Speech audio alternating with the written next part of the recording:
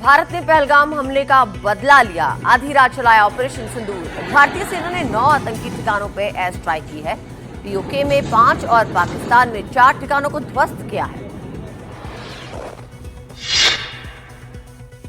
पहलगाम हमले का बदला लेने के लिए ऑपरेशन सिंदूर से पाकिस्तान में तनाव बढ़ा।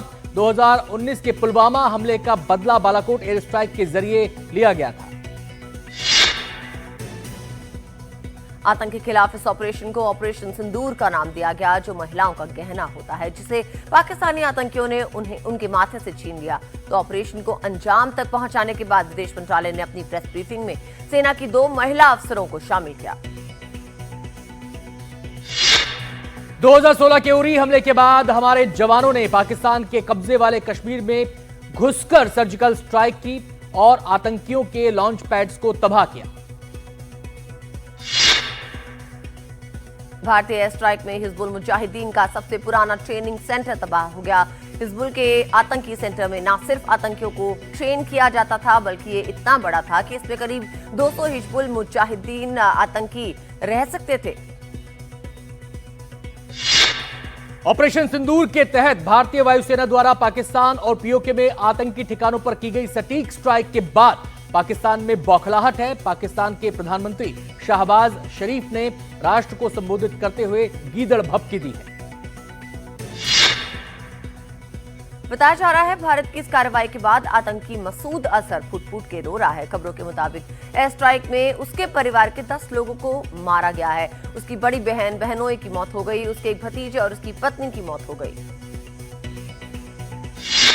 भारतीय सेना ने 3 बड़े आतंकी संगठनों के हेडक्वार्टर को मिट्टी में मिलाया। लश्कर ए तैयबा, जैश ए मोहम्मद और हिजबुल मुजाहिदीन के मुख्यालय को किया तबाह। 70 आतंकियों के मारे जाने की खबर।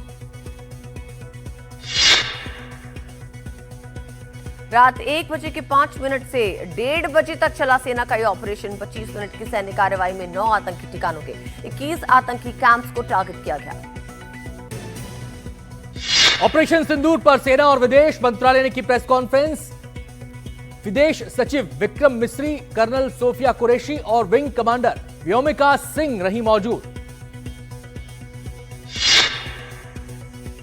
एयर स्ट्राइक के बाद बदले पाकिस्तान रक्षा मंत्री के सुर। कहा, भारत ने नहीं उकसाया तो तनाव खत्म करने को तैयार। ख्वाजा आसिफ ने पहले दी थी परमाणु हमले की धमकी। ऑपरेशन सिंदूर के बाद हुई कैबिनेट बैठक। रक्षा मंत्री राजनाथ सिंह ने दी ऑपरेशन की जानकारी। पीएम मोदी ने कहा, यह तो करना ही था, पूरा देश हमारी तरफ देख रहा था।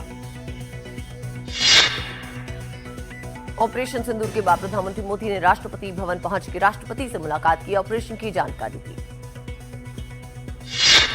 भारत के एयर स्ट्राइक के बाद लश्कर ए तैयबा के तबाह हेडक्वार्टर की तस्वीर आई सामने। पाकिस्तान के मुरीदके में है लश्कर का हेडक्वार्टर।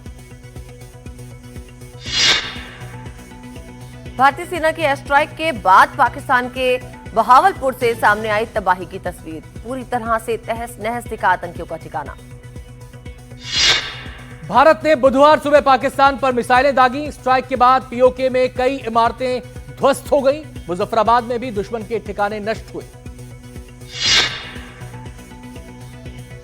लश्कर ए तैयबा के संगठन रेजिस्टेंस फ्रंट का प्रमुख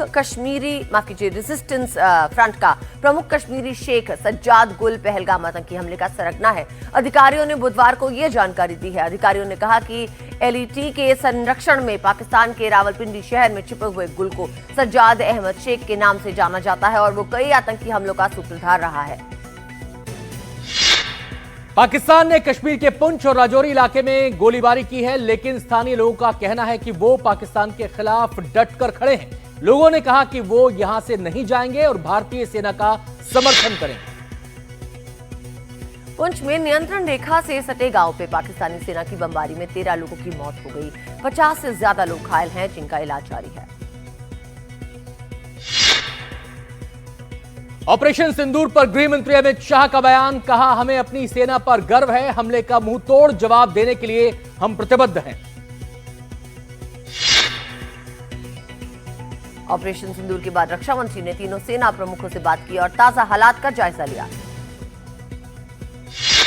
ऑपरेशन सिंदूर का सिंदूर की कामयाबी के कुछ घंटे बाद केंद्रीय गृह मंत्री सीमा सुरक्षा, आपको बताया केंद्रीय रक्षा मंत्री सीमा सड़क संगठन के स्थापना दिवस कार्यक्रम में पहुंचे। बीआरओ के समारोह में उन्होंने संदेश दिया कि भारत का ऑपरेशन सिंदूर भारत के शौर्य और पराक्रम का प्रतीक है।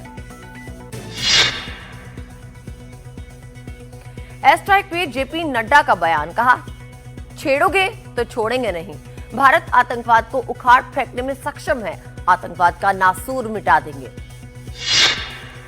पाकिस्तान में भारत के एयर स्ट्राइक के बाद डोनाल्ड ट्रंप का बयान सामने आया। डोनाल्ड ट्रंप ने भारत पाकिस्तान के बीच मध्यस्थता की पेशकश की। ट्रंप ने कहा कि अगर मैं कुछ कर सकता हूं तो उसके लिए मौजूद रहूंगा।